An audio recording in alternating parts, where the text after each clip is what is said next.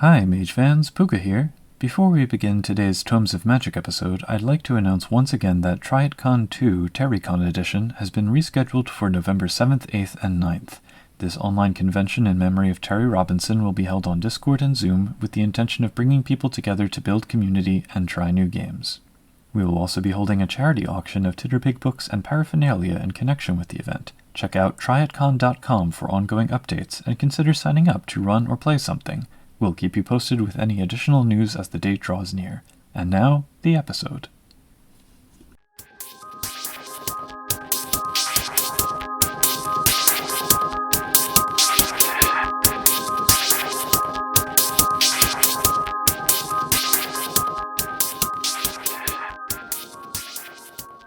Greetings, Mage fans, and welcome to yet another installment of Tomes of Magic. This is your host, Puka, and I am joined today by special guest, Bryce. Greetings, Bryce. Hey, Puka. How's it going? It is going. It is unquestionably hot and sticky here in the northeastern lands, and I, for one, am already tired of it. It's summer. I guess I'll allow it. It's 105 degrees here in scenic downtown Texas, so... Does Texas have a single downtown? Yes, it does. Okay. Yeah, we had our first triple degree day last week, and that was uncomfortable.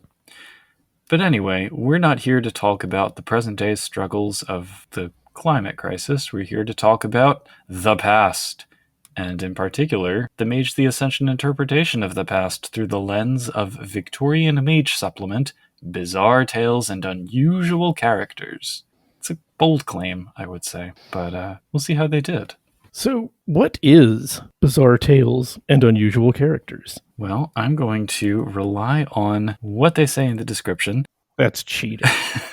It is one of the overflow books for Victorian Mage. The back blurb claims that it includes adventure seeds and over 100 plot hooks.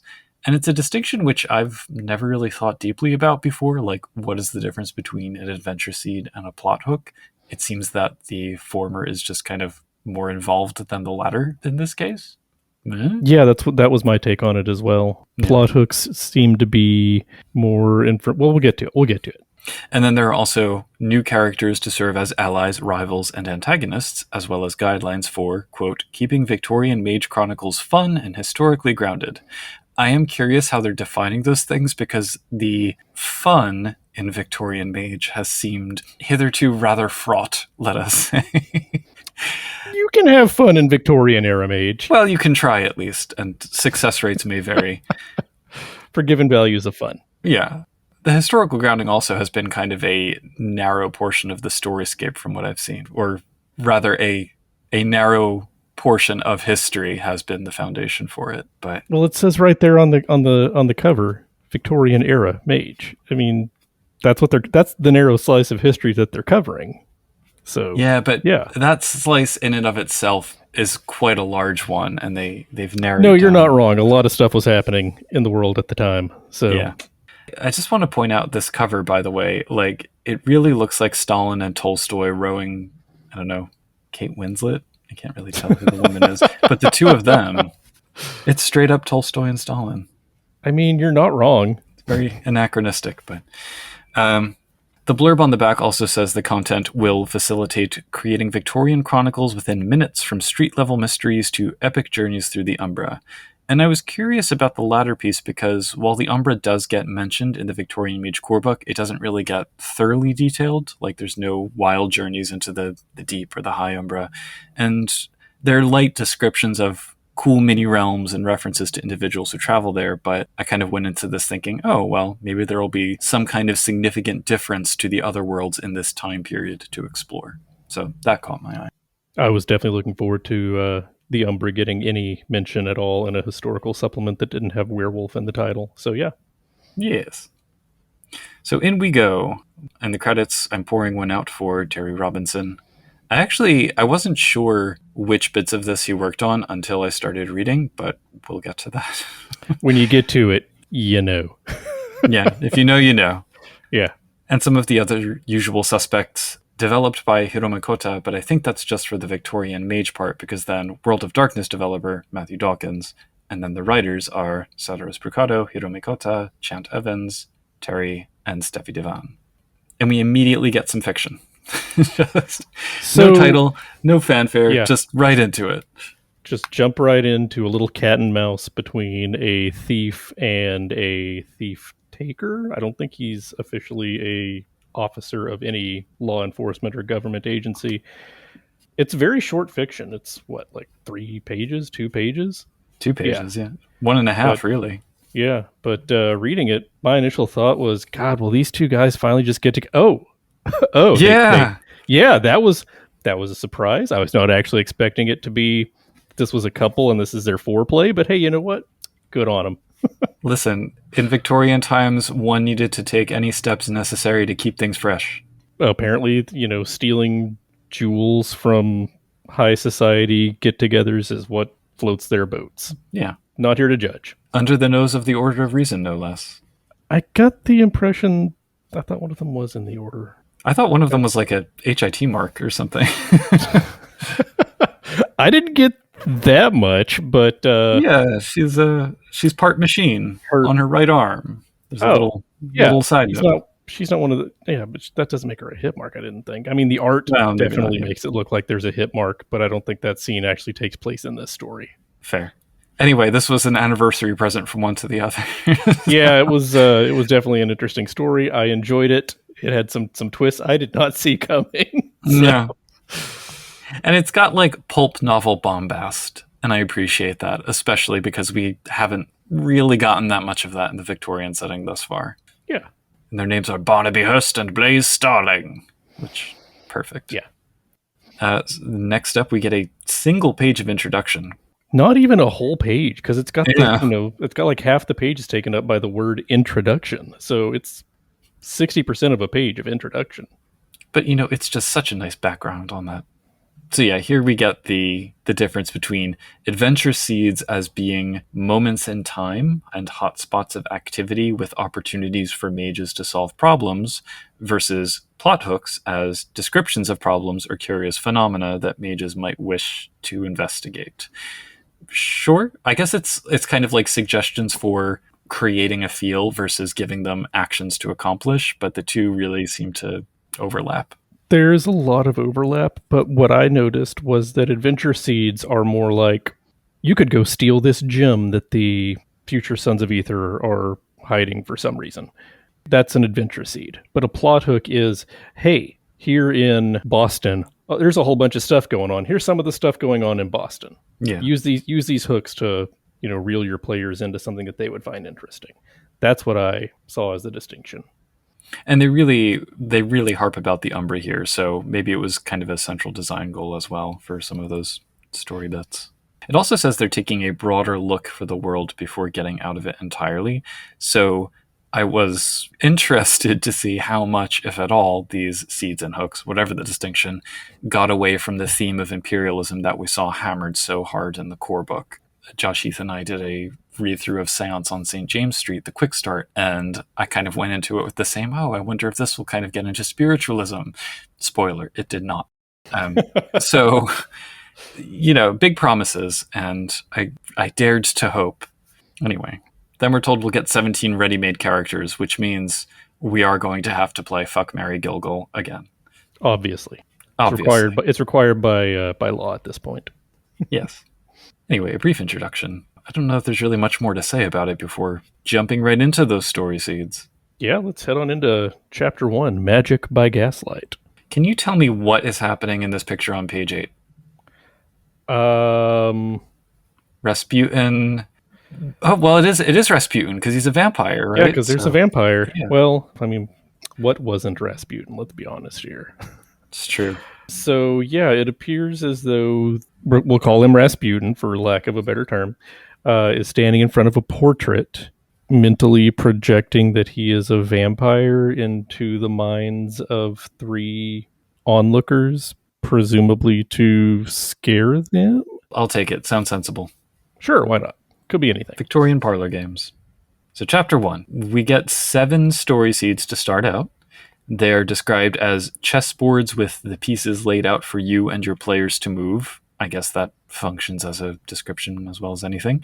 They are each localized to a particular place, but can be adapted. Each one provided here gives some ideas for involving characters, complications, both mechanical and narrative, the major players, who include an antagonist, a bystander, a potential ally, and a wild card for each, and possible outcomes.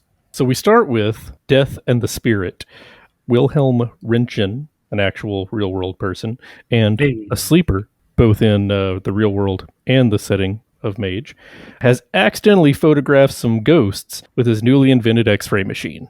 So are you there to stop him from doing this? Or are you here to encourage him? Are you here just to watch because, you want pictures of ghosts? Well, who wouldn't? The possibilities are many. Yeah. Next up is The Devil's Flute, which centers on a hunt for a mysterious artifact in Amsterdam's Rijksmuseum, and involves some burglary and some haunting music. The eponymous flute that has some kind of magic powers, what drives people mad or whatnot. As it does. Following that, we have the Diners Club, in which a perfect white bull has gone missing from a hoity-toity group of Frenchmen and their elegant, rare food dining society. And I guess they'll pay you to get it back, maybe? I wasn't really super impressed with this particular scenario. It's like they needed 7, so here's a 7th. Ta-da! This picture on page 11, though. I mean, that's definitely something, if you want to eat Man-Bat's face. That guy prepared it expertly. Yeah. Next is Every Man is an Island, which is set in India. It has an anti-colonial ritual that backfires and causes paranoid xenophobia to start spreading through the location. I actually thought this was an interesting angle on the colonialism theme, because there's kind of like shades of gray between the colonizers and the colonized. There's high stakes because you have this sudden thing that starts spreading and affecting everybody, including sleepers.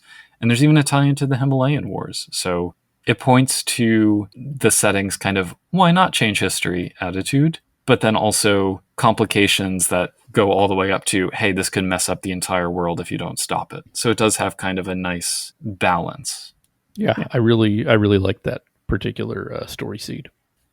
And it was followed by The Future Element, where a newly discovered element has magical properties, but nobody can recreate it because, it was discovered by a mage. And the people who are trying to recreate the discovery are not mages.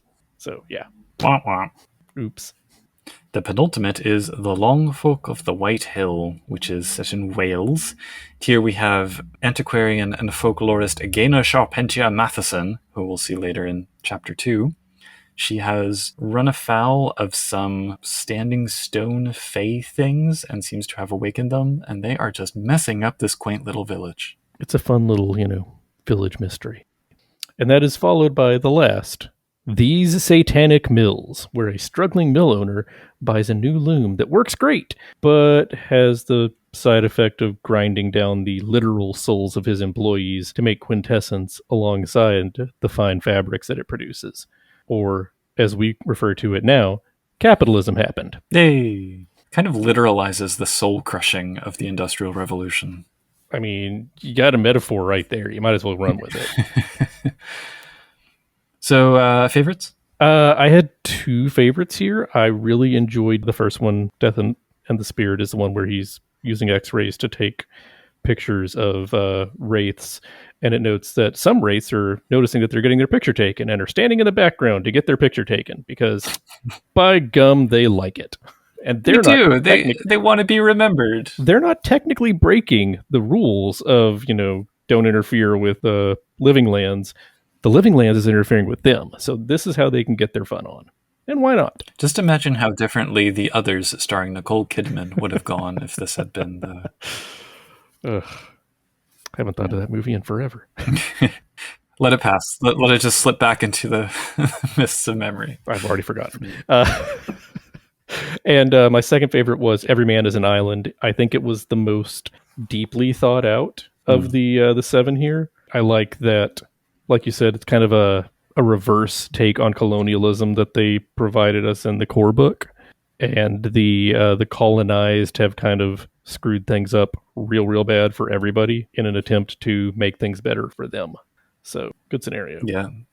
Same for those were both also my favorites. I didn't mind the Diner Club one so much just because there's a lot of possibilities you could do with it, but in terms of actual construction, I liked those too. Yeah. And I appreciated that in each of these cases we did get, well, maybe not in each of them, some of them, we got notes about the mages in those places, given that the core book for Victorian, it makes a lot of reference to the mortal circumstances in different parts of the world, but not necessarily like the actual mage communities there. Yeah, that was a nice little touch where you learn about, I didn't care for the Diners Club, but I did enjoy the information that it gave us on the post-revolutionary French mage societies. Mm-hmm. It's also the last one about the capitalist mill owner. Yeah. Will he or won't he continue using the mill at the expense of his workers? Obviously he will. 100% yes. Why is this even a question? It's not affecting him negatively. He's probably making bank. Exactly. He's making the best cloth he's ever made. But then the plot hooks, which we get on the following page, are not related to any of these. They're just kind of random places at particular times with a concentration of stuff to consider. And likely you'll have to go do some of your own research on them because these are quite spare. Oh, yeah. And some of the specifics, frankly, aren't that interesting. Like, to start us off, we have Boston 1854. The hook is, the public library, Adath Israel Synagogue, and Boston Theater all open. Is that it? Like, is there not some kind of like bigger thing to hook onto? And they give like, a strange book appears. A mysterious play called The King in Yellow is performed, which incidentally, having now read through that with Adam, I know this is several decades too early. But yeah, I was just kind of, I don't know, does this constitute enough plot hook to hang a story on? No, absolutely it does not. Okay.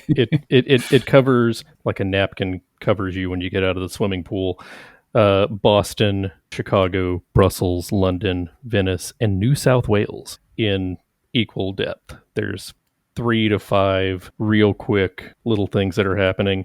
And like you said, the first one is Boston in 1854. It is a specific year. All of this stuff is happening. But then it goes to London in the 1890s. That's a full decade. Yeah. A lot of stuff is going to happen in a decade. Yeah. So, and granted, I do think London 1890s and Chicago 1880s, of these, they're the ones that I preferred because they do give kind of a range of calamities and events, and there is a lot of backdrop that you can go dig into. But it's like, okay, if you really want to localize to 1854 Boston or 1847 Brussels, you're going to have to start messing with timelines to get enough interesting stuff in the mix for a robust game. Absolutely. The wider the decades are, they're just better. There's more room to maneuver. So the other thing about these that kind of bugged me is that what they're referencing, a lot of it gets decontextualized. So the Boston 1854 one, it mentions rising abolitionist fervor. And if you're not really familiar with the lead up to the Civil War, you might not really understand why that's in there in the first place. Or what's the context for Brussels 1847 and Marx and Engels writing the Communist Manifesto? Venice 1849, what is the Republic of San Marco and why does it matter? So there's answers to those questions, but not here. And it's strange to present these backdrops for events, especially for mage events that don't really have any connection to those things or to each other. So, no. Yeah. I did, however, in Brussels in 1847, like the idea that the, quote, specter of communism, unquote, is an actual umbral spirit that's just kind of hanging out, presumably, at coffee bars, organizing workers. Dum, dum, dum. I mean, and nobody's into it, apparently. No mage is communist, it seems. Absolutely. There's no such thing as a communist mage in 1847 Belgium. Right. They all hate it.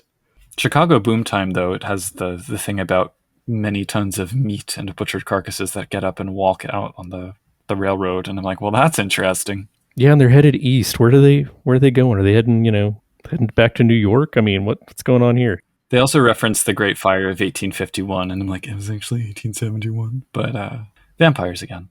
I mean, it was also, not in the 1880s, so, cool. Yeah. Nice that we remember it 1 to 3 decades later. Fun historical fact, though, let me get this right. Chicago was the largest city in the world in 1900 that did not exist in 1800. I always thought that was kind of a neat little thing. That is a neat little distinction. I did not know that. Yeah. I think for the 20th century, I know it's Las Vegas for the US. I think for the world, it's Brasilia. But yeah, planned cities.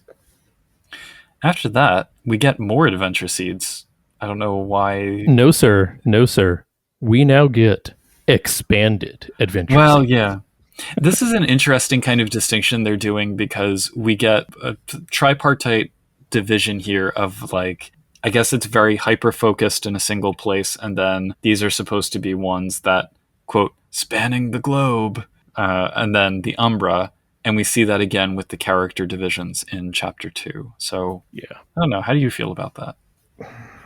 It's nice that they have it set up so that there's street level, world level, otherworld level. I do appreciate that as a distinction for the game. You just articulated that so much more cleanly than anything in this book, so thank you for that. I stole that entirely from Unknown Armies. Hey. But yeah, it's nice that they have that distinction. Yeah. So what did you think of the expanded adventure seeds? Well, let's start with the arid slice of hell, wherein a group of Mexican ecstatics attempts to oust the U.S. from the recently conquered Texas territory. Recently annexed Texas territory. There was no conquering.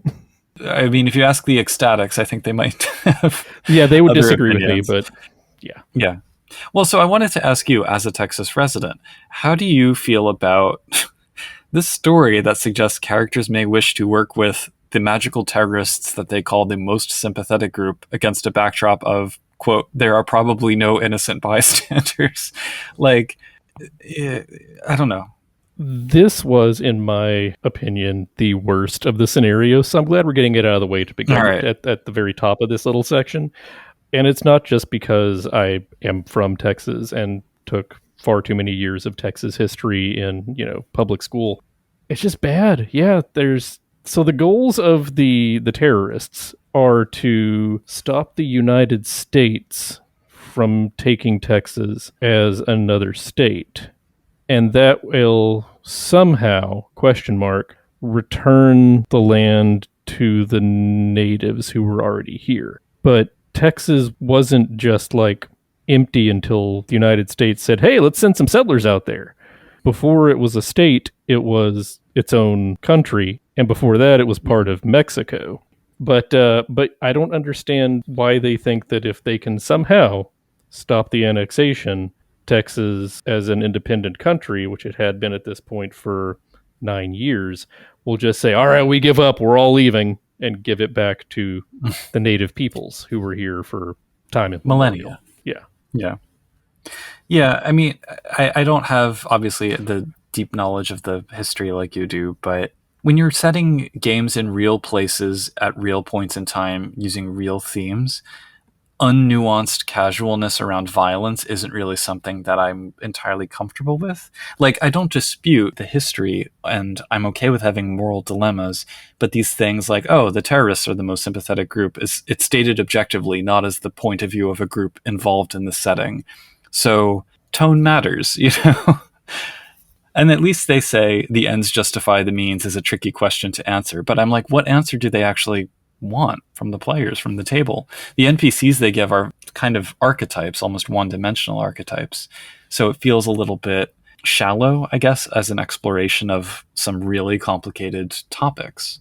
I compared that with the India story in the last section, and that one, I think, had a much better take on similar issues.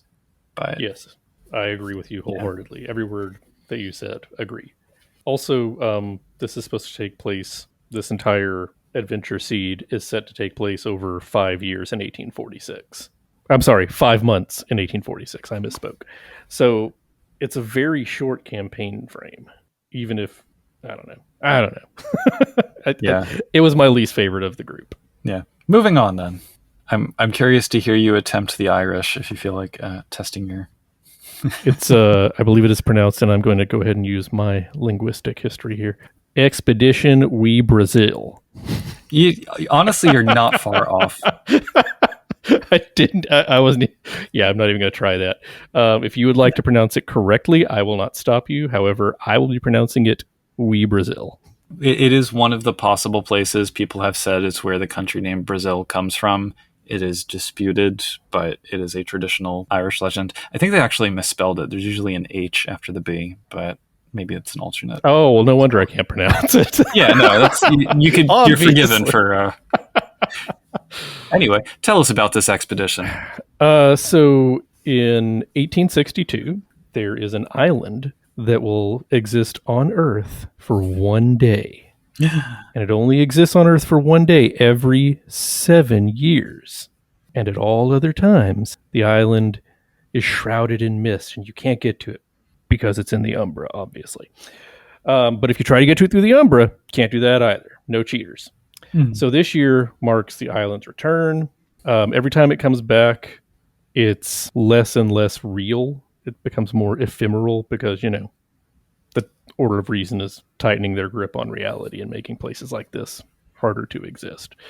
So you can go there, you can check it out. You can be, as members of the Order of Reason, they're sending an expedition to destroy the island, tie down the island, kick it out of reality. Or if you're a group of traditionalists, you can go there because supposedly there's no paradox on this island. So you can go there and do crazy stuff for one day. And also there's an oracle who lives on the island. BT dubs. Minor issue there. So in my headcanon, it's Saint Brendan, who was frequently associated with the island in Irish myth. But yeah. It's actually a verbena named something. Oh, it is. I cannot pronounce. They have her name. They have her written right there. But I know that there's a potential ally named Siobhan, spelled in the traditional manner. Because that is pronounced Siobhan, I will not even attempt to pronounce the 200-year-old verbena's name. I'm not going to embarrass myself by trying either, because there are a lot of H's in there. There are so many H's. Her name is Nick. That's her middle name, which I'm sure means from or of or daughter of or something like that. But her name is Nick. I think it's... we can cut this. Fianna Nick Galchover. Oh, Fiona. That makes sense. Yeah. Yeah. Well, I think Fiona is probably the derivation. Anyway, yeah, it's basically Brigadoon. I did like that the antagonist is just entirely offended that there's an island that appears one day out of every 2,556. The specificity of that. It's like they counted a leap year in there, too. Well, yeah, they're the Order of Reason. They're precise in their measurements. That's their whole thing. Yeah, I was like, wait, how did they get a 6? Oh. Anyway, following that, the French is much easier to pronounce here. Les Fleurs du Mal. So, a decadent society of occultist artists in many of the major cities worldwide has some sinister goings on underneath. They are recruiting new talent and dragging them into a downward spiral of transgression, perversions, murder, and worse. Probably nephantic taint and whatnot under the surface, but generally it's just kind of like, here's this society. Really, it's like a new faction almost you can introduce into a setting. Lots of opportunities. Yeah, I liked this. What are we calling these? Expanded adventure seed. I like this one. It's nothing crazy. It's nothing super out there. It doesn't involve a whole bunch of spinning plates on sticks. But it's a good seed. I would absolutely do this. Right on. That is followed by Let Sleeping Monsters Lie, which is about a British siege of Delhi during the First Indian War of Independence. The death and the terror and the famine and the starvation have all served to rouse, but not quite yet awaken, a literal monster that is sleeping under Delhi. If this siege train full of soldiers and siege engines and more death and more destruction arrives, then the monster will awaken. So all of the mages in Delhi have to gather together to prevent this from happening somehow. Do you think it's supposed to be the Ravnos Antediluvian? I absolutely do not think it's supposed to be the Ravnos Antediluvian. It did not enter my mind for a second. I didn't think it necessarily was either. It's just like, I wonder if they... Yeah. I think Cholera Demon would be enough. But Yeah, if the Ravnos were more invested in spreading disease instead of just yeah, that's true. madness and being horrible Romani stereotypes, then I would say, yeah, that's definitely what that is. But Well, it's just because they say it's like, oh, they're dreaming of it, and it's an ancient hunger, et cetera, et cetera. But I read that as hunger for death and destruction rather than literal fair. bloodlust. Also, can I just say, in the outcomes section, they keep using future fate to mean alternate timeline, and I kind of hate it. Yeah, because future fate, ever since the original Dark Ages Mage or Sorcerer's Crusade, whichever one of those came first, I can't recall. I think Sorcerer's Crusade means, hey, this is a group of mages that you might not have heard before. Here's why. Spoiler, they all died. Like, keep your timeline stuff over in the Trinity universe where it belongs. Exactly. Anyway. Next up is the Lovelace Machine, wherein 3 analytical engines based in Dresden, Germany, Cambridge, USA, and Mexico City, Mexico, have been networked together to start predicting the future mysteriously. There may be a nascent precognitive AI somewhere in the mix. So kind of proto-digital web stuff for the technomancers of the bunch. I really wanted to like this one more, but a lot of the drama centers on getting players to figure out like obscure number combinations to tell the future, and I'm like, no players are going to hang in there for long enough to do this. Yeah, unless you're playing at a table of actual cryptographers, this is probably not the scenario for you. It's a real fun scenario, but no.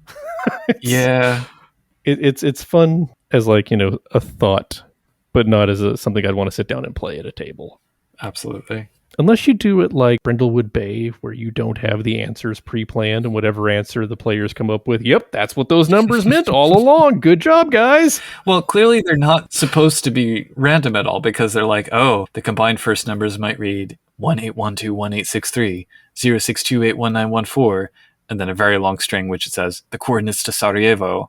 I'm like, well, okay, the second one is the date of the assassination of Archduke Franz Ferdinand. The first one, I assume, has something to do with the Ottoman Empire, because this is Victorian Mage. But what player is going to pick up on those little tiny details without being guided? Yeah, no one. Absolutely no one. And that leads us to the next scenario. Our land cries out for blood. I'm not going to lie to you guys. This one's real boring. Did you know that in the Victorian era, there were a lot of wars? Get right out of town on a bus. I know, it's crazy when you think about it. So yeah, locations of famous battles from all of the various wars in all of the various continents have become haunted by giant vampire monsters from the Umbra called Blood Gorgers. That's the scenario, guys. That's it. There's the land is made out of mud that is made out of blood, and it's haunted by these vampire monsters. See, I would go along with this as a new type of spirit. I would go along with a mysterious corrupted node arising on a battlefield, but it's just kind of presented like these general categories, not like, here is this place, here is this situation, go do something about it. So it puts a lot of the heavy lifting on the storyteller. I do like the note that because they are spirits of blood and war, you cannot beat them in combat. You can shoot them, you can blow them up, you can do whatever you want. They will come back, and they will be ticked off that you blew them up or shot them or whatever. But they feed on violence, so you cannot violent your way out of this. So that was a nice little minor twist. But yeah, it's kind of a nothing of a scenario. Yeah. Well, I wouldn't even call it a scenario. It's just kind of, here's this direction you can go with your story. Yeah. Throw in this type of spirit and have a ball. Good luck, have fun. Speaking of violence, the next is The Return of Hercules. He's back, maybe. He's a Garibaldi redshirt. He's got sick attributes. That's pretty much it. But I kind of love it, I won't lie. Like, he's got strength and stamina 10. He's got brawl and melee 7. He's got a club. He's got the too tough to die merit. He's just this bro, and he's just all in on Italian unification. I can work with that. Yeah, you know what? Heracles here seems like a good dude. I'm here for him. I don't know if I'd go so far as to call him good, because he is, like his mythological namesake, prone to violent fury. But yeah. I mean, war, sex, and drinking are all he craves. Who amongst us cannot say that is their college years? I can, but I'll leave that where it is. And now we get to, spoiler alert, my favorite of these scenarios, Yeah. the voice of God. This one's about a group of cabals who all attempt to record the voice of God at the center of the galaxy because they've determined God must be at the center of everything. Our galaxy, pretty big. The center of the galaxy is probably the center of everything. QED. But they accidentally capture the voice of a massively powerful spirit called the End of All Wisdom instead, as you do. And so their efforts to capture him on tape have woken him up, and now he's coming to Earth to see what the wake-up call was all about. So that's fun. Cosmic horror. Yeah. Very Lovecraftian. Nice complications. Explores the era's science and tech. I think they probably... So the phonautograph that they reference here, there was like a flurry of news articles about it, maybe at the time this book was being developed. I feel like further back, though. And it was sound recording with no playback. It was just this device that could like etch out sound waves on paper blackened by soot, I think. And it was like look at this, because they reverse engineered essentially a way to play it back a few years ago, so they were able finally to like play these recordings and show that they had fidelity. So I think someone probably read about that and was like, that's so cool, I'm gonna turn it into a cosmic horror story seed. And you know what, good on them. It was a fun story seed. Expanded adventure seed. Did you ever see the music video for Experiment 4 by Kate Bush? I don't think that I did. It reminded me of that a bit too. Look it up, but don't watch it by yourself late at night as a child like I did. Listeners, the link will be in the show notes. Yeah. It has a very young Hugh Laurie. Oh, nice. I agree with you, though. That one, that and the Les Fleurs du Mal with the occultist artists, those are my two favorites out of this section. Had the most possibilities. Les Fleurs du Mal was a fun one. I think that the Voice of God narrowly beats out the cryptography one that I enjoyed but would not want to run.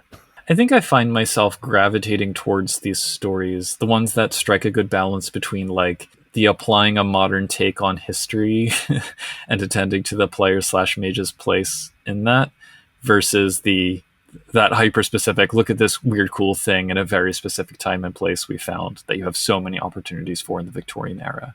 So like something that doesn't go too far towards either of those poles are the ones I think I like the best. The thing I keep thinking with Victorian Mage is I don't dispute the points they want to emphasize, but I find their centrality in the text and the tone with which they're delivered sometimes to detract from the fun. There's a longer commentary to be made in there about, I don't know, historical revisionism and escapism and the purpose of all that, but I'll save it for a Medium post. Or possibly a TED Talk. Or both. Come to my Medium, Ted. Speaking of coming to, we now come to more plot hooks. Yeah. Centered around the revolutions and conflicts of the era, because lest we forget, this was a time of social upheaval. Is there any era of history that wasn't a time of social upheaval when you think about it? I think I read a statistic that in the 19th and 20th century, there were a combined total of like 16 months during which there were no wars currently actively being fought. And I don't know if that included things like just genocides. Like, I think that was only including actual declared wars. So, no, there's not a time when everything is not in upheaval for something for some reason. I'll throw another factoid out there. I think this is correct. We are now in the longest stretch of time since at least, like, I'm going to say the 30 Years' War, where the modern idea of state building or statecraft or nation building, whatever it is, the modern idea of the nation state is said to have been crafted without a new nation being made. Like South Sudan in 2011 was the most recent country to be created, and 14 years is like the longest period since however many centuries. Did not know that. Yeah. Random factoids, the podcast. So I don't know, maybe it's just that like in this era, international communication really made all of these upheavals highly visible to everyone else. Maybe that's what's noteworthy, the acceleration of history. And there's a box that points to the other Victorian Mage book, The Weird Wonders in Revolutionary Magic, which we'll also be covering on the podcast. So these are kept pretty brief by comparison. But yeah, they point to the Age of Revolution, namely the Taiping Rebellion, the Paris Commune, and the Bulgarian Horror, because we can't have a Victorian Mage book without bringing up atrocities. The American Civil War. Granted, I am all for a kraken intruding on an ironclad fight, which we get here. So I liked the little footnote that at the Battle of Gettysburg, the South's defeat was so utter and total that the Union ghosts kicked the Confederate ghosts out of the field. It's like 1 week later, the dead corporal walked in and said, "Martha, I just kept on fighting." Yeah. And then the Meiji Restoration, which a couple paragraphs really can't do justice to the depths of the changes there in Japan, but okay. And that's it again. Like, the same issue where the decontextualization annoys me, but it's mostly for the first one because it's like 3 very different events rather than like one generally contiguous block of time and event that you can... It's 3 very different events separated by 2 decades. Right. It's not even all this is happening at the same time. It's all this is happening in one person's lifetime. Right. And sometimes even shorter, like Bulgaria, April 1876. Very specific. And I think, like, there's this pessimistic view under the surface in that they seem to want to tell stories about changes that failed to bring about modern day systems so that the mages can go in and make that happen in, I quote, their timeline. And I just think, like, why not look at cases that actually succeeded, or tell the story, the history as it happened, and have mages learn from that failure to lay the groundwork for a better future? So, No, I was coming at it from the opposite direction. Like, the idea was you go in and stop the Paris Commune from succeeding. Oh, well, that one, well, yeah, maybe. Like, that was the, like, yeah, sure, the mages could go in and save the Paris Commune, but then what happens? Who knows? Utopia. Ugh, I don't know. gross. They call it the grand democratic experiment, so I feel like they kind of wore their opinions on their sleeve with that one. And I might be projecting Changeling onto this a little bit, but I am very willing to accept that mages would refuse to let a dream die, whether it's democracy or equality or decolonization or whatever, that they would help enable those things after however many failed attempts, and that without the help of mages, without their glamour, if you will, maybe the modern world would be much worse than it actually is. Food for thought. Yeah, see, I think that you're painting with too broad a brush there. Yes, I absolutely agree that even in the modern, 2025 setting of Mage the Ascension, there is definitely somebody out there, some mage somewhere, probably presumably in Paris, who is still trying to bring back the commune. I absolutely believe that is true, that there are 1 or 2 true believers for everything in the Mage universe. Just imagine how much of a tool they'll feel like when they realize they're not actually in Paris, France. Yes, he's in Paris, Texas, which has a 1/6 scale Eiffel Tower. But by God, does it really? It really does. He is. He is absolutely going to bring back the commune here in Gay Paris. You know what, though? 1/6 scale is still pretty impressive. It's not a small monument. It's still a thing. So then we abruptly take a hard left on the next page into the Umbra and a weird mouth close-up. And this section outright says that the adventure seeds aren't really suitable for the weirder planes of existence. I fail to agree, but okay. So instead, we're just diving through the Umbra layer by layer with some plot hooks along the way. Fine. First up, adjacent possibilities, the Penumbra. This section advises using shallowings to get players involved in the Penumbra. We have things like civil engineering, chemistry advances, and colonialism, all impacting the various vidares in different contexts. There are notes that the Umbrood are drawn to Earth, inspired by various forms of media and scientific discoveries, my favorites of which are the epiphlings created by sensational and or yellow journalism. And then various groups want to collect and handle bygones in various ways. So, yeah. The Athabascan Golden Beavers is my next band name. Yeah, I mean, there's some good little plot hooks scattered throughout here. They do make reference to the Kavadi at some point, and I think Victorian Mage doesn't actually use that term. I think they still call them dream speakers, but yeah, whatever.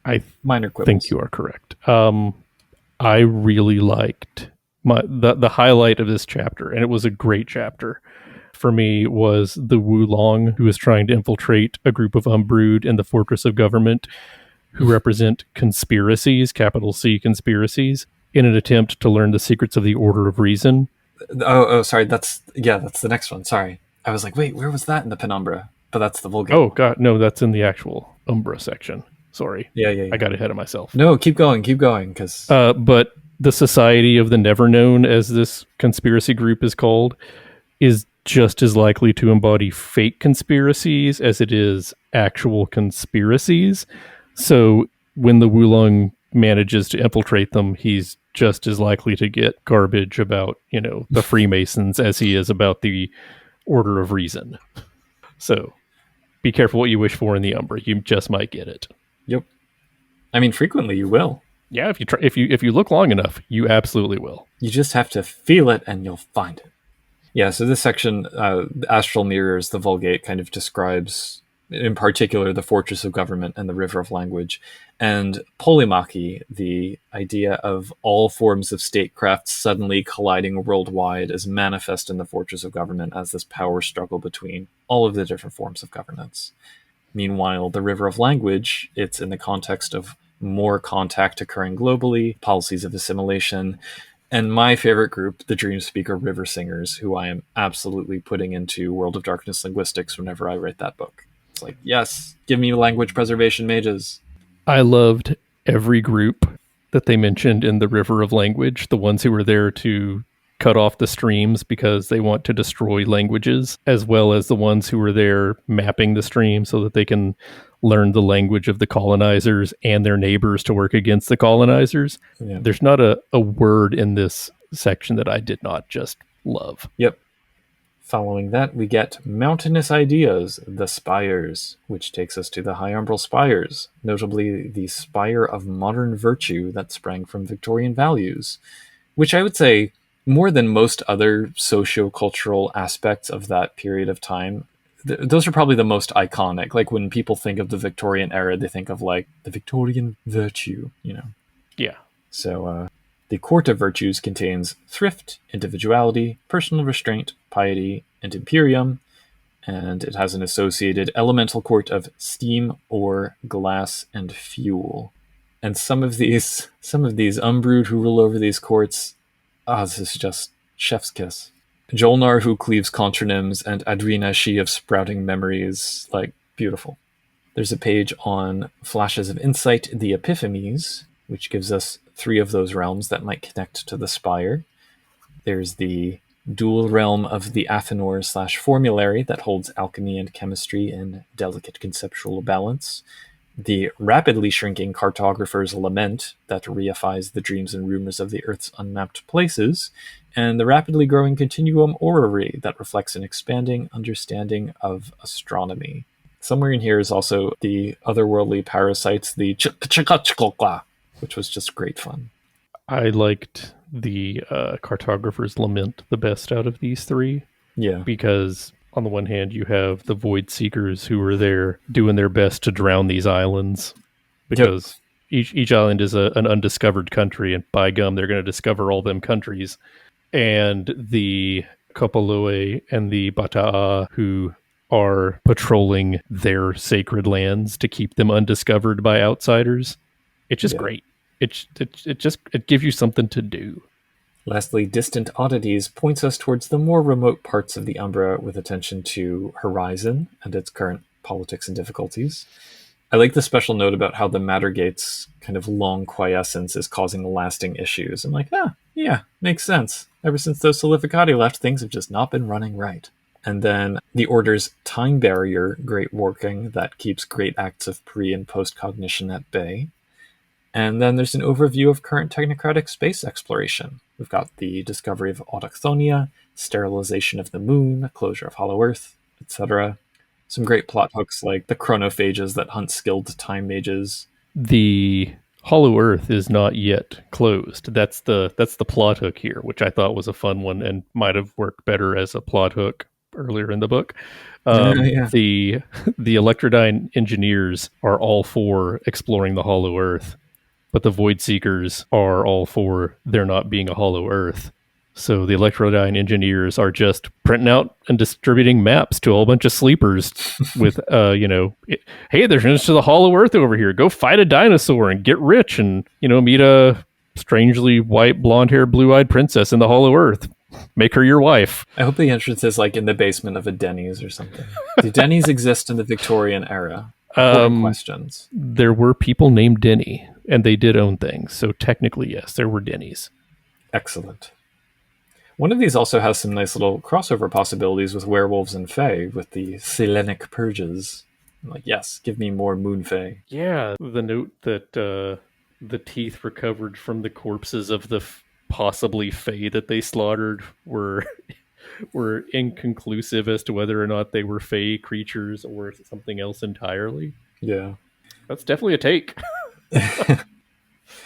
So, all right, so that ends the chapter, and I know role-playing book authors often say, oh, it was a joint effort, and the credits often obscure who did what, but I would bet all the money in my pockets that this Umbral part was Terry's section, because... Yeah, 100%. The clear love for it as a setting. There's a wild idea in practically every sentence. There's a deep understanding of how the pieces fit together. The call-out of Horizon's Stronghold of Coke, and just the madcap fun of the Umbrood names, like all of them. It all gives me the warm fuzzies and strong Planescape vibes. I found things to appreciate about the previous sections, but I unabashedly love this one in its entirety. Yeah, I think, and I'm not trying to put any other contributors down. I think this was the strongest section of the book, and I'm not just saying that because I'm almost 99%, 100% positive that my friend wrote it. Yeah, well, and I think that you can still make it vibe with the rest of Victorian Mage because you have this high batshit weirdness context, and it's easier to ratchet up the setting's stated themes of like personal responsibility and anti-colonialism within that rather than the other way around, I would say. Yeah. So yeah, you're correct. So yeah, it works. It's Mage being Mage. Any final thoughts on chapter 1? It was a long chapter. It took up more than half the book. There were quite a few interesting things that you could build on without being overly constrained by strong, narrowing story choices that you often get in pre-written scenarios. All in all, it's not a bad chapter. I was going to say quite broad, varying depth. Yes, that's a great way to put it.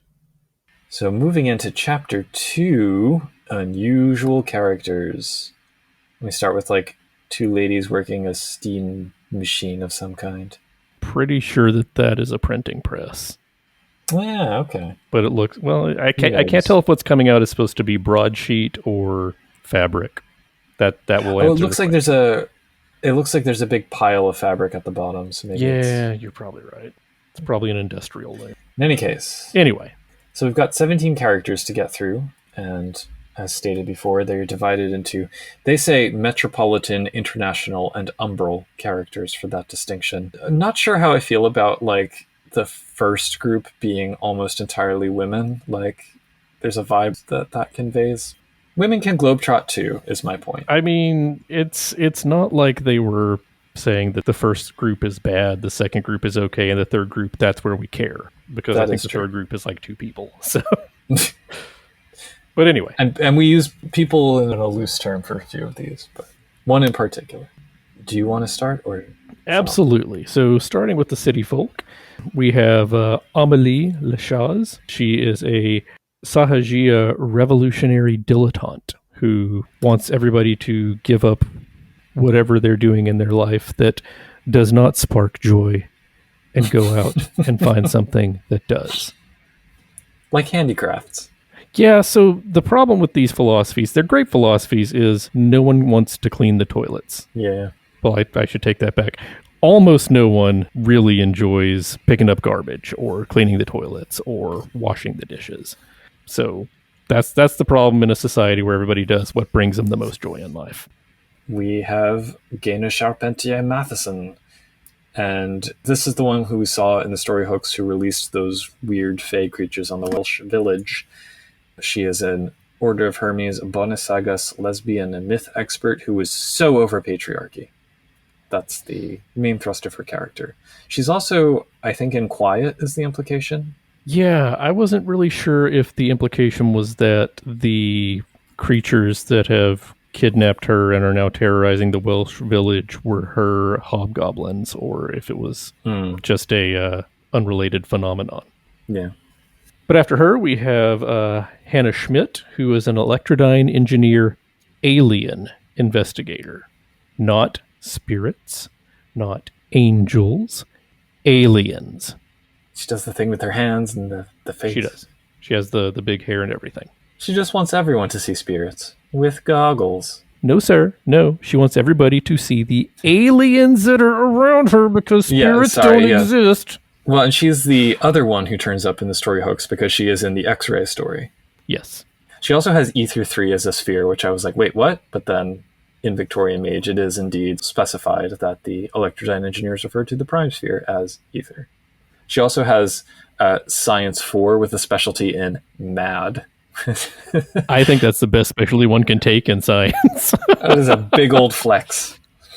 Next up is Ke Alakane, a Kopoloi who's defending Hawaii and her people through her connection to Pele. I like her. She's fine. What I noticed, though, this is where I first see it, she has so much more content than the first three. She has current concerns, contacts. Her stat block comes with equipment and image and role-playing hints, which the others don't get. So I guess some authors got one memo about what to write for this section, and others got a different one. It was really only those first three that didn't have connections to others and what they're currently doing and what their plans are. There's a couple others scattered through that I noticed who didn't have it. So I did not notice any others. I'll take your word for it. I'm not calling you a liar, but Thank you. I didn't notice. Yeah. And of course, one of her contacts, here he is, Young Sunim. But this is the old one. Yeah. Not his reincarnation. It's before he becomes a hot young man. Yeah. Following Keala, we have Madame Louise Vernier, who is an orphan self-Frankensteined survivor. She lives in Paris. She has survived multiple governmental overthrows and upheavals, but in that process, she has grown old and infirm and, gotten shot, gotten stabbed, gotten hanged, and she has had to rebuild her body. She is no longer remotely human looking. She is human shaped, but she's like, the Frankenstein from the old black and white movies. And she did it to herself somehow. So you know what? Good for her. I don't know that I could chop off my own arm and sew on another one, much less have it work when I was done. So good job, Madame Vernier. She's got some sick physical attributes, too. Well, yeah, if you're going to chop off your arms and put on new ones, you're not going to get the little wussy arms. Fair. Next up, we have Sado, who is an orphan and orphan mage, that is, and like 80 years old. I don't know. They got Ken Meyer Jr. to do the art, which I appreciate for these portraits, but she looks quite wizened in this one. Anyway, she's an elderly Somali woman who is a secretary for Berbera Port. I like her. I don't exactly get what her magic is or what it's like, but she seems to be well connected and well meaning. So yeah, she seems like a great person you could go to get information about whatever's happening in her neck of the woods. And ending the city level characters, we have Stuart Morgan, who is a hermetic inheritor of apocalyptic revelations. He comes from a long line of hermetic mages. His great-great-great-grandmother, Tabitha, had a detailed journal that she kept her entire life where she foresaw the future and how the world was going to end. And when that apocalypse was averted, how the world was going to end, and how that apocalypse was averted and how the world was going to end. So it is his job, given solely by himself, to follow the notes that his great-great-great-grandmother wrote and prevent apocalypses from happening. There's a note that in his attempts to stave off these apocalypses, his paradox manifests as, quote, minor prophecies coming true, like, for instance, being trampled by a horse. That's a minor prophecy coming through. That is a small little baby paradox effect. Yeah. Yikes on penny farthing bikes. He also, I mean, you say from a long line of hermetics, and I just think, like, nepotism is the only way that this maladjusted, eccentric Cambridge dropout with subpar sphere dust is getting into House Creamon, because look at him. Yeah, he has connections, and his family presumably has money. We had a straight white man archetype in the last book we covered. We have one here as well. It's going the other way, though. He's not changing anyone's world, except his own, maybe. So. Point. Anyway, then we move on to the international characters. And I say characters rather than mages, because the first one we get is presumably not even a mage. Certainly they don't even have an arete rating. This is Azak Nekka, an urbane, shape-shifting immortal of great power and knowledge. What even is this character? This character is Nyarlathotep. I'll take it. Sure. He has endless names, endless faces. He's at least as old as the pyramids of Egypt. Neither a demon nor an angel. Yeah, it's Nyarlathotep. I trust your deep knowledge of the mythos more than mine. So, does Nyarlathotep have cultural savvy 10? Because this one does. Yes, as a matter of fact. I literally have no idea what I'm supposed to do with this character or their stat block. Yeah, there's a lot there, but there's not a lot really usable there. Yeah. Nyarlathotep ex machina. That's how you can drop them. Speaking of not a lot usable there, the next character is Antonia Berengarity, who is an invisible exchequer, ennui-afflicted, rich society matron. And you have to feel sorry for her because she just keeps succeeding in life. Yeah, I'm not sure what you're supposed to do with this character. Yeah, there's she's not that deep. There's just not that much there. Yeah. The next one is Bashir al-Hakam al-Andalusi, a Batini and Sufi poet who resents his task of managing the node at Alhambra in southern Spain. I actually quite like him as a character, and I like the idea of the Alhambra having a node, but my curiosity was piqued about, like, how many openly practicing Sufi Muslims were there in southern Spain in the 1800s. Genuinely, I don't know, but famously Spain has not had a great relationship in history with its Muslim population, so I was just kind of like, that took me out of it a little bit. Otherwise, I was like, yeah, it's interesting to have a mage who has this, like, grand task that he's actually not that into. Well, you know, they say that nobody expects the Spanish Inquisition, but this guy has time too, so he might. Yeah. But yeah, that's I hadn't considered that, but other than that, yeah, I thought he was a great character. He's followed by Elizabeth Jane Smith, who is a Skeleton Keys British Empire true believer. That's it. That's it. She That's supports she supports the status quo, by gum. Oh my god, those eyes though. Yeah. Just look at her eyes. She's got those eyes. You see that backdrop? That's the fire she started. She didn't start the fire. It was always burning since the world's been turning. No, it was her. Oh, okay. Following her, we have Louis Bourbon, who is indeed Louis XVII, the lost heir to the throne after the French Revolution, who is now a quite elderly mage of House Flambeau, because why not? He is also a former arcane duelist who just seems like kind of a jerk. A charming jerk, but a jerk nonetheless, as most hermetics tend to be. I like that he is currently living in exile in French Canada because he can't be in France, so he goes to the next best place, Canada. And he's enjoying the privileges of a long life while avoiding the responsibilities thereof because he is a nobleman and a hermetic. He is followed by Surging River, who is an Akashiana soldier turned teacher in Thailand. They were a soldier for decades. They came to Thailand. They have learned the ways of Buddhism and the Akashiana, and they have decided that they're no longer or were never a he. They're a good two-spirited individual. So I thought this was a fun character, a great character. Yeah, you say two-spirited, and something about when they try to foreground non-binary or trans characters, which I am 100% in favor of.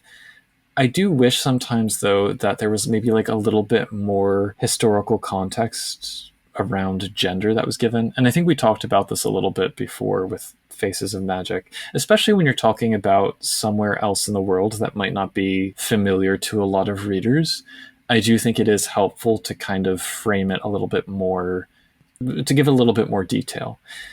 And heck, I mean, there's an opportunity here to harp on the British coming in and imposing their gender normativity on other places in the world, so it fits with the Victorian Mage ethos. I agree, I like this character, I just felt like it left me wanting more to kind of like bring that up and treat it as though their identity functioned exactly as it would in the present day, if that makes sense. No, you're not wrong. They could have done a bit more to explain how this is affecting the character's interaction with others. I mean, it seems like everybody at the monastery is okay with it. Yeah. The monastery is not the world at large. And they do, as we see from their placement in this section, they travel the world widely. Yeah, they will meet people who don't agree with their gender identity, which good thing that this is someone who spent decades as a soldier and can kick their ass, but it's like they've got Brawl 5, they got Melee 3, they've got Firearms 3, they'll be fine. Yeah. So, good for them. Yeah. Very similar to the Mapuche environmental defender that we saw in Faces of Magic. Purama? I forget their name, but yeah. So next up, we have Rico Tamagusuku, a polyglot mentalist orphan from Okinawa via Mexico turned labor dispute contract negotiator. Yeah. I think, to the credit of this book, I think this is the only character we get who actually awakened as a minor, opposed to Faces of Magic, where we had at least a few. This seems to be the only one where that's the case. So he awakened as a child when his family was leaving Okinawa. They moved to Mexico. He apparently entered politics at 17 and then got out of it at 18 and hung around for a few years. And now he's working with mining companies for some reason. Also knows Laughing Eagle, because why not? This one just had strong Mary Sue vibes to me, and I wasn't in for that. Yeah, I'm not sure why his nickname is Rico, if Rico is actually in his real name. Right, exactly. I'm not sure. There's so many choices that were made here. Yeah. And, sometimes you got to make a choice, but I'm not sure these were the choices I would have made. He's not an awful person or a character who wouldn't be fun. It's just there's a lot going on here, and it doesn't really cohere into anything that I can work with, I feel like. Yeah. But he's followed, speaking of characters you can work with, by Tabitha Freeman, a Bata'a Underground Railroad conductor. She awakened 9 years ago. She was born a slave on a plantation in Virginia. Her family saved up money, bought her freedom, sent her to the North. She worked there giving speeches to abolitionists, raising money to go back and free her relatives who remained in bondage. She got back and said, or I could choose a different path, and just started freeing slaves, just going in the night, breaking them out of their chains, bringing them to the North. I'm all for this. Good for her. 100%. And she's one of the ones who doesn't get current concerns, contact, equipment, image, role-playing hints, and it is criminal that she does not. You are correct. I think I didn't notice because I filled all that in myself. Right. It's you gave me all of that for this milksop, hermetic, future seeing, what's his name guy, and you didn't give me any for this character who I'm like, yes, please give me. Some characters write their own stories. You don't need to know what she's up to. You know what she's up to? She's up to slogging through the swamp with a group of, freedmen behind her. Yeah, that's true. Yeah.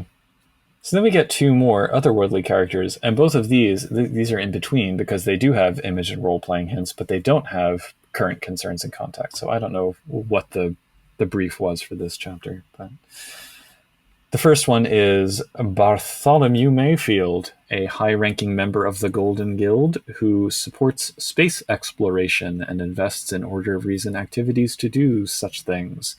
But he may have questionable motivations because he's apparently possessed by some kind of space squid. Yeah, this guy's definitely a Nefandus, right? Well, so they are Nephandic puppeteers, right? The star squids. I can't remember exactly if they. Yeah. Okay. Yeah. Yeah. Yeah. He's trying to bring creepy monsters from the outer dark to our reality, and you don't do that for happy fun times. Or if you do, then your happy fun times are not what I would refer to as a happy fun time.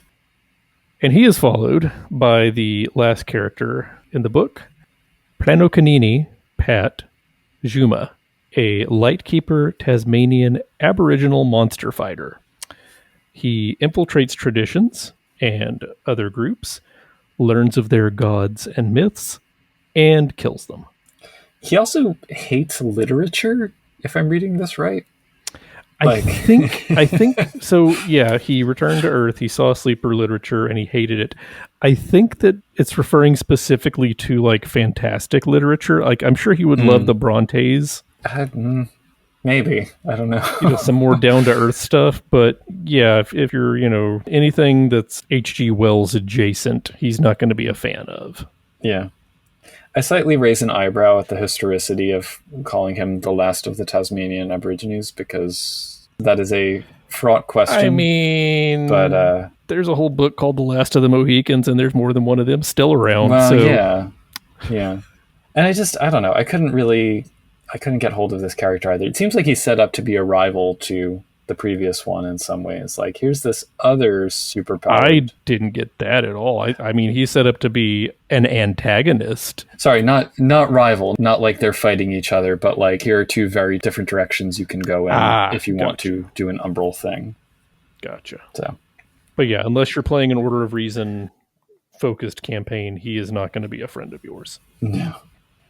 So I guess, I don't know, just the unevenness of the format bothered me and underscored the unwieldiness of some of them. Few of them really seemed like characters that could sustain for more than a session or two.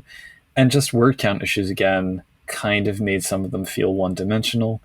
I'm surprised there weren't more tie-ins to chapter 1. And I'm so annoyed that the couple from the prologue story isn't in here. Yeah, that I wanted weird, them to be right? characters. They had a whole bunch of other characters previously mentioned or a whole bunch. Yeah. A couple of other characters previously mentioned that showed up. And I guess a floating timeline makes things slightly better than the specific years of birth and awakening like we got in Faces of Magic, but it also makes it tougher to cast these characters against specific dates and events like we got with the story seeds and the plot hooks. So and it almost felt like two chapters written entirely separately. And the authors were not allowed to compare notes or talk to one another. Right.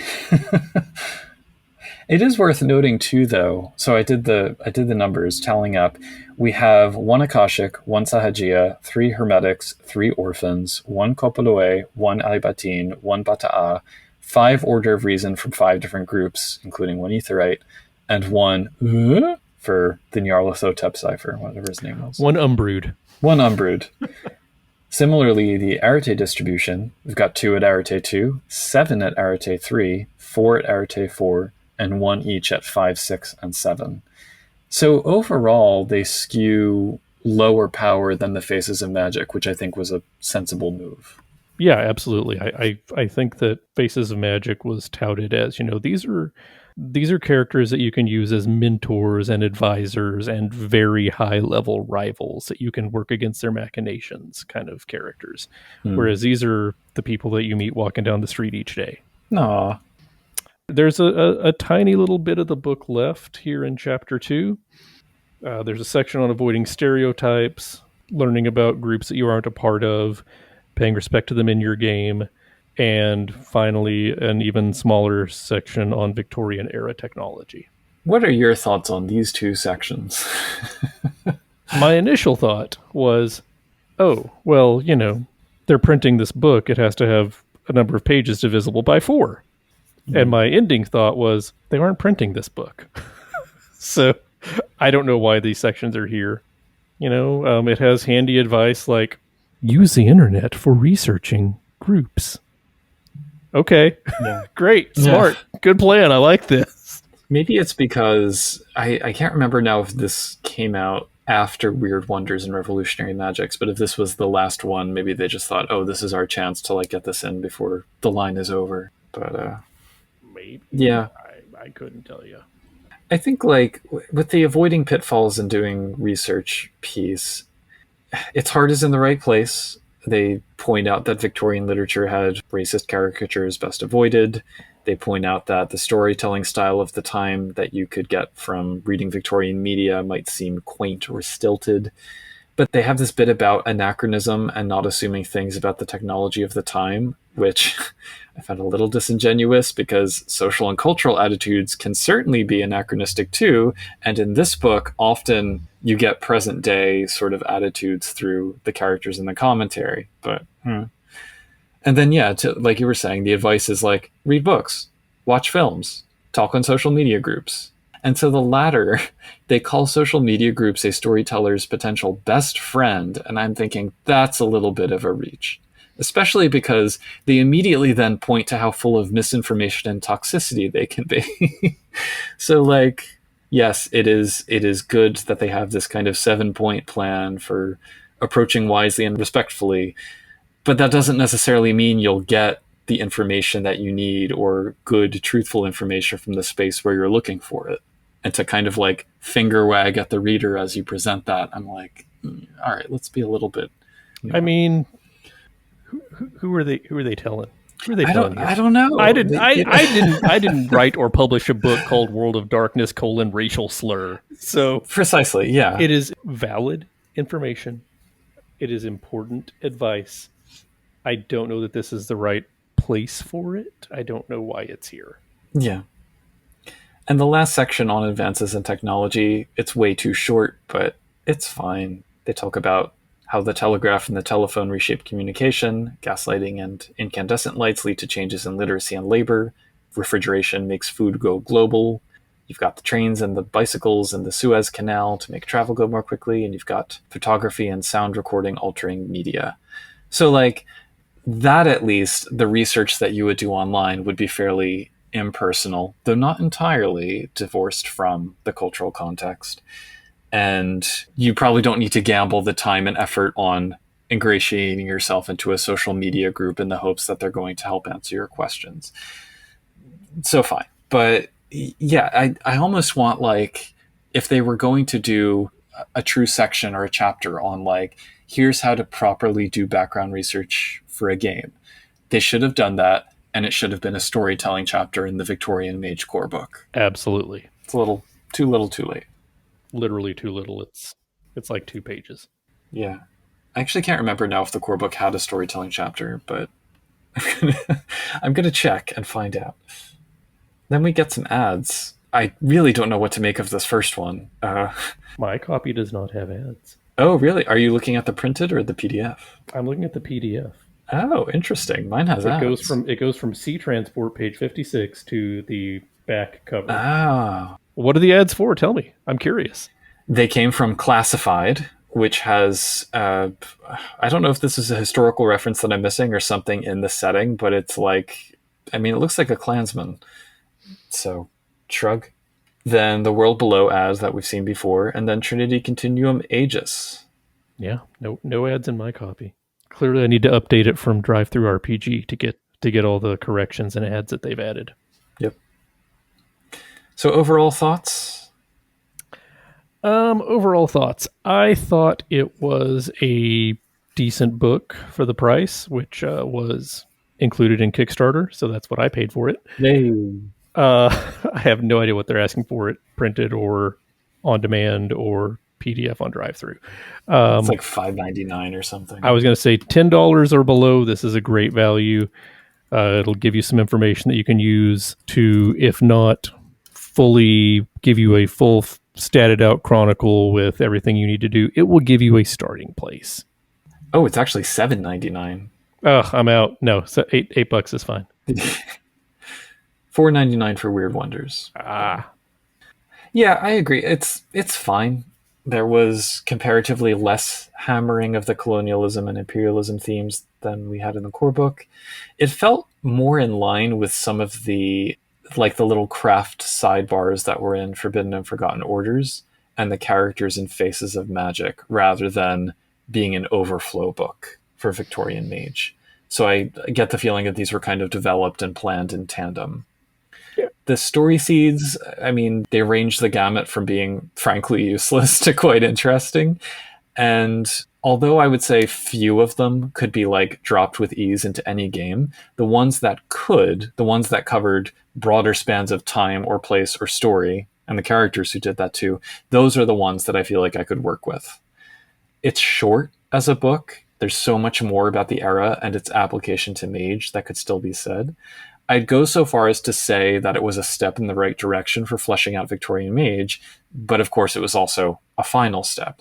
There was nothing after this. So going back to Faces of Magic a little bit, because Chapter 2 does resemble it in that way, between those two books, did you get the feeling that they were just kind of done with all of this and just wanted to get these out the door? I don't know. I got that feeling more from Faces of Magic than I did from this book. I think Faces of Magic did technically come out after it, so makes sense. That tracks timeline-wise. Yeah. I don't know. It just leaves me feeling a little disappointed. Not for its execution so much, because the execution was fine, but just what it represents. A missed opportunity for a tremendously rich setting. Yeah, there's so much that they could have done, but that's always the case, Yeah. It's Mage. There's always so much more that you could do. There's always so much more that you would do if you ran the zoo. But at the end of the day, I'd rather have more Mage than less. So yeah, I might be biased. This is a bias I can accept. Well, I guess that just about covers it. And thanks everyone for listening along as we flip through these pages.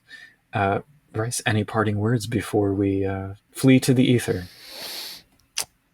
It's a dark world. Stay safe out there. Well said. This has been Mage the Podcast, where really all tales are bizarre in their own way, and all characters are unusual than someone else's, but in the end, it's a big Tellurian and there's room for everyone. Some of our favorite unusual characters are the executive producers who support our show, the esteemed ranks of which you can join at www.patreon.com/magethepodcast. These fine folks get a shout-out at the end of each episode, and so here comes some special thanks, beginning with the oracles of various noteworthy events in the Victorian era, provided here for your Storyhook generation pleasure. Bad Company, Oracle of the Discovery of Neptune, and therefore the Shard Realm of Mind, in 1846. Ben Bandelo, Oracle of the Olympic Games, restored in 1896 and introducing the modern marathon race. Buck Gregory, Oracle of the Carrington Event in 1859, the largest geomagnetic storm ever recorded. Christopher Phillips, Oracle of the Challenger Deep, deepest point in the Earth's oceans, first surveyed in 1875 when it was already crawling with Chulorvia. Derek Semsick, Oracle of the London Underground, the first passenger subway that opened in 1863 to great success despite all of the sulfurous fumes. John Capp, Oracle of the 1883 eruption of Krakatoa, loudest sound in recorded history. Guy Stewart, Oracle of the 1862 Marian apparitions at Lourdes in southern France. Joshua Hillerup, Oracle of the Great Comet of 1843, a sungrazer whose tail stretched more than 300 million kilometers and caused no end of problems for the Void Seekers. Sean Gallagher, Oracle of Impressionism, whose adherents held their first public exhibition of paintings in 1874. Spartacus, Oracle of the Great Stink that shut down British Parliament in 1859, and the crew of Erebus, Oracle of the Synthesis of Cocaine in 1855, bringing Time 3 to the masses at last. We'd also like to thank Archmaster Andrew Edelstein, Archmaster Berto, Archmaster Dan Svensson, Archmaster Jeff Bryn, Archmaster Leroy Bryce, Archmaster Morgan Aran, Archmaster Simon Strand, Archmaster Wolf Larison.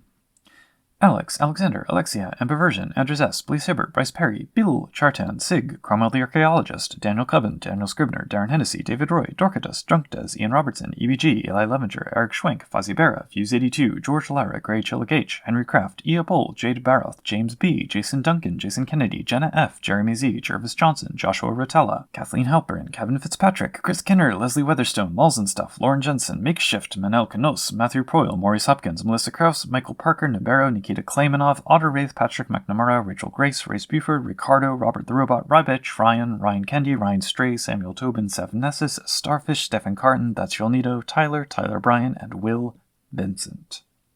If you super liked this episode or super didn't, drop us a line at magethepodcast@gmail.com or talk to us on magethepodcast.bisky.social on Bluesky. We have a Hop-In Discord community at discord.me/magethepodcast. If you like us, please give us a review on the platform of your choosing, or tell a friend about us. Also go to magethepodcast.com for show notes and all of our previous shows. The road is long, and ascension awaits.